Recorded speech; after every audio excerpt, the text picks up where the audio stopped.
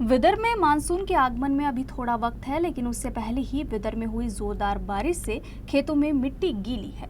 अमरावती जिले में मानसून से पहले की बारिश से कृषि कार्य ठप हो गया है, जिससे खरीफ सीजन की तैयारियों में देरी हो रही है। विदर्भ और अमरावती में मई में सूरज खूब तपता है, लेकिन इस बार तो मई महीने में बेमौसम बारिश ने किसानों को भारी नुकसान पहुंचाया है। मई में अमूमन किसान अपने खेतों को खरीफ फसल की बुआई के लिए तैयार करते हैं, जबकि कुछ किसानों के खेत में सब्जी या अन्य फसल लगी होती है।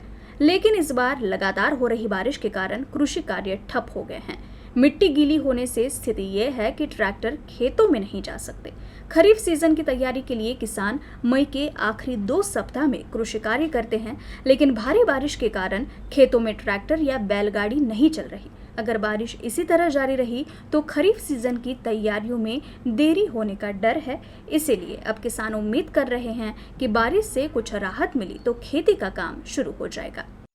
रोहिणी नक्षत्रामध्येच करत असतो। यावर्षी सुद्धा त्याच पद्धतीचा हिशोब आमचा होता, परंतु पावसाने 18 तारखेपासूनच अक्षरशः धुमाकूळ घातल्यामुळे सर्व कामे ही रखडलेली आहे। शेतीची पेरणीपूर्वीची मशागत सुद्धा यावर्षी होऊ शकली नाही, आतापर्यंत होऊ शकली नाही। पावसानं निसर्गानं कुठंतरी शेतकऱ्याला कृपा केली पाहिजे आणि सध्या 15-20 दिवसाचा वेळ निसर्गाने शेतकऱ्याला दिला पाहिजे, तरच शेतकरी खरं शेतीची मशागत करून चांगली शेती करू शकेल, नाही तर यावर्षी शेतकऱ्याचं काही खरंही नाही। ते वावरात म्हणून तसं वाटते का ते गोयाठान हे न ते जे बिनाचं म्हटलं 20 तारखेला होता आपला विचार थोडासा 20 तारखेपर्यंत पासून लाव कामं. पण या निसर्गाने दिल्ली अशी लावून दिल्ली का बरसात ऊन होय का पावसाळा होय का हिवाळा काही समजून नाही राहिलं. आता कसं करावं काय करावं काही समजून नाही राहिलं. त्याच्याची हे येई नाही कोणती बिन कापसाले भाव निदान 10,000 पाहिजे होते तर ते 10,000 नाही भाव दिले. त्याच्यात सोयाबीनले भाव निदान 6,000 पाहिजे तर 4,000 रुपये दिले. तिकडेची बिन माय तुरी म्हणान तशा 10,000च्या 6,000वर आणल्या.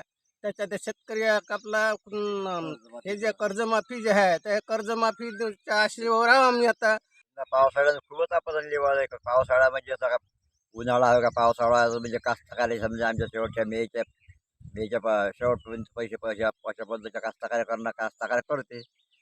पण पावसाळ्यात धुमाकूळ लावल्यामुळे पावसाळा काही कास्तकार डोकं चालून नाही राहिलं, काय कसं काय करा काय म्हणजे पावसाळा आहे का उन्हाळा आहे ह्या काय समजूनच नाही राहिलं. काय आपत झाल्या की वाटतं कास्तकाऱ्या झाल्या का कास्ता म्हणजे पराठे वेचायचे आहे, कोणी काही वेचायचे आहे. मेच्या शेवट माणूस कोणतीही कास्तकार म्हणजे कास्तकार्या करते. काही आता आपल्याला म्हणजे काम सरकारचं म्हणजे कर्जमाफीचं काही कर्जमाफी देऊ करून राहिलं, पण कर्जमाफी इलेक्शनच्या पिरियडला फक्त कर्जमाफीचं देणं ढमरा बसवला. यंदा कास्तकारी कधी कराव, काय पेरणी कधी कराव, पावसाळा राहिला, उन्हाळ्यात मे महिन्यातच पाऊस येऊन राहिला. कशा कराव कास्तकाऱ्या पेरणी कधी कराव. पेरणीले लवकर लावायची इच्छा होती तर यंदा पावसाळ्यानं जास्तीची लावून दिल्याच्यानं उन्हाळ्यातच पाऊस येऊन राहिला. त्याच्यानं पेरणी कधी करावं, लवकर करावं तर पाऊस सुसणी देऊन राहिला. वावरातले कामं व्हायचे आहे, कसे कराव काय कराव. पिकाले भाव नाही, कास्तकारीत काही प्रॉफिट नाही आहे. कायच्या भरोश्यावर जगणार आहे, मजुरी नसली तर कायच्या भरोश्यावर पोट भरणार आहे.